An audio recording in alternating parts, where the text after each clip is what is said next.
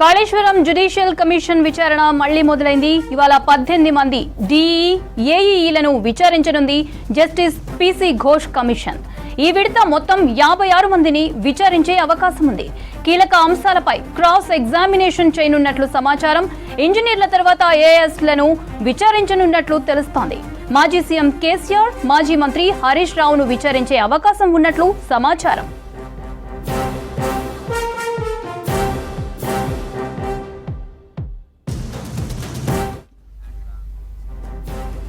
Right, కాళేశ్వరంలో అవినీతి ఆరోపణలపై కమిషన్ విచారణకు సంబంధించి మరిన్ని అప్డేట్స్ యాదగిరి లైవ్ లో అందిస్తారు. యాదగిరి, డీటెయిల్స్ ఏంటి? కాళేశ్వరం సంబంధించి అన్నారం, సుందిల్లా, మేడిగడ్డ ఈ 3 బ్యారేజీలకు సంబంధించిన దాంట్లో అక్కడ జరిగినటువంటి లోపాలు, అక్రమాలపైన కాళేశ్వరం సంబంధించి సపరేట్గా ఒక కమిషన్ కొనసాగుతున్నది. దీని మీద ఏప్రిల్ నుంచి కూడా వివిధ కోణాలలో కాళేశ్వరం కమిషన్ విచారణ చేపడతా ఉన్నది. అయితే ఇప్పటివరకు ఇందులో ఎవరెవరి పాత్ర ఉంది అంటే ఈ నిర్మాణానికి సంబంధించిన దాంట్లో ఎవరెవరు ఉన్నారు, తర్వాత ఈ నిర్మాణానికి సంబంధించినటువంటి సంస్థ ఏది, అందులో ఉన్నటువంటి ప్రతినిధులు ఎవరెవరు ఈ 3 బ్యారేజీల్లో పార్టిసిపేట్ చేశారు, తర్వాత అధికారులు ఎవరెవరు ఉన్నారు, ఇట్లా ఓవరాల్గా వీటన్నిటిపైన కాళేశ్వరం కమిషన్ అధ్యయనం చేసింది. తర్వాత ఎవరెవరైతే ఉన్నారో వాళ్ళందరి నుంచి కూడా అఫిడవిట్ల రూపంలో వాళ్ళ అభిప్రాయాలను కమిషన్ తీసుకున్నది. అఫిడవిట్లు ఇచ్చినటువంటి ప్రతి ఒక్కరిని కూడా ఏదైతే ఈ అంటే బహిరంగ విచారణ పేరుతోని కాళేశ్వరం కమిషన్ మళ్ళీ ఈ విచారణ చేపడతా ఉన్నది. సో క్రాస్ ఎగ్జామ్ చేస్తూ ఉంది. ఈ క్రాస్ ఎగ్జామ్లో ఇప్పటివరకే అధికారులను, తర్వాత కంపెనీ నిర్మాణం చేపట్టిన సంస్థ ఉందో ఆ సంస్థకు సంబంధించినటువంటి ప్రతినిధులను విచారణ చేసింది. ఇక మళ్ళీ దీనికి సంబంధించి ఇవాల్టి నుంచి మళ్ళీ ఏదైతే డిసెంబర్ 31 వరకు ఈ కాళేశ్వరం కమిషన్ గడువు పెంచిన తర్వాత మొదటిసారిగా ఇవాళ కమిషన్ ఈ బహిరంగ విచారణ అనేది స్టార్ట్ చేసింది. అయితే ఇవాళ దాదాపు అంటే 18 మంది డిఈలను, తర్వాత ఏఈలను ఇవాళ విచారణ చేయనున్నది.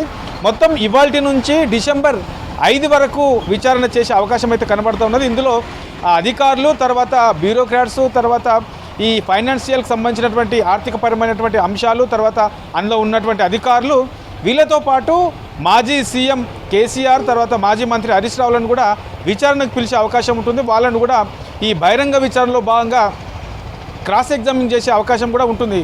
సో ఇప్పటి వరకు చేసింది ఒక ఎత్తు అయితే ఇక నుంచి ఇవాల్టి నుంచి చేస్తున్నటువంటి ఈ కమిషన్ విచారణ ఒక ఎత్తు అని చెప్పొచ్చు. ఎందుకంటే ఈ ఆర్థికపరమైనటువంటి అంశాలు, తర్వాత టెక్నికల్కి సంబంధించినటువంటి అంశాలు, ఇప్పటి వరకు ఈ ఏదైతే 3 బ్యారేజీలు ఉన్నాయో ఈ 3 బ్యారేజీలకు సంబంధించినటువంటి దాని మీద ఇంజనీర్లకు సంబంధించి, తర్వాత నిపుణులకు సంబంధించి ఇట్లా ఎవరికి వాళ్ళు ఈ ప్రాజెక్టుల మీద అవగాహన ఉన్న వాళ్ళు కొంతమంది ప్రత్యేకంగా కమిషన్కి వాళ్ళ అభిప్రాయాలను చెప్తూ ఒక రిపోర్ట్ను కూడా కమిషన్కి అందజేశారు. మరోపక్క విజిలెన్స్ అధికారులు కూడా దీని మీద అధ్యయనం చేశారు. దానికి సంబంధించినటువంటి రిపోర్ట్ ఆల్రెడీ ప్రభుత్వానికి చేరుకున్నది.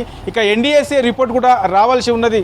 సో ఇట్లా ఈ రిపోర్ట్లతో పాటు ఇప్పటి వరకు ఎవరెవరైతే కమిషన్ ముందు వచ్చి వాళ్ళ అభిప్రాయాలను చెప్పారో, ఇండివిజువల్గా వచ్చిన వాళ్ళు, తర్వాత స్వచ్ఛంద సంస్థల వారీగా వచ్చిన వాళ్ళు, ఇట్లా వాళ్ళందరినీ కూడా పిలిచి మళ్ళీ క్రాస్ ఎగ్జామినింగ్ చేసే అవకాశం అయితే కనబడతా ఉన్నది. ఇక డిసెంబర్ 5 వరకు చేసే విచారణ చాలా కీలకమైనటువంటి విచారణ చెప్పొచ్చు.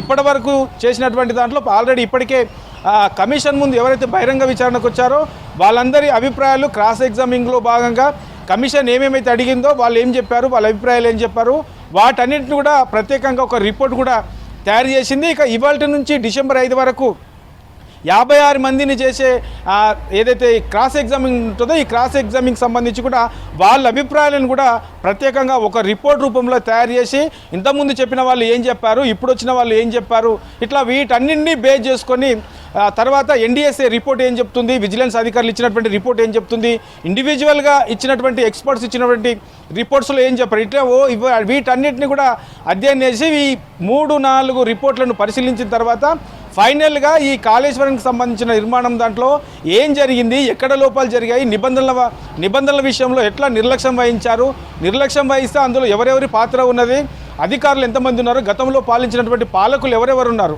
ఇట్లా ఓవరాల్గా వీటన్నిటి మీద కూడా పూర్తి స్థాయిలో ప్రభుత్వానికి ఒక నివేదిక ఇచ్చే అవకాశం ఉంటుంది. మౌనిత.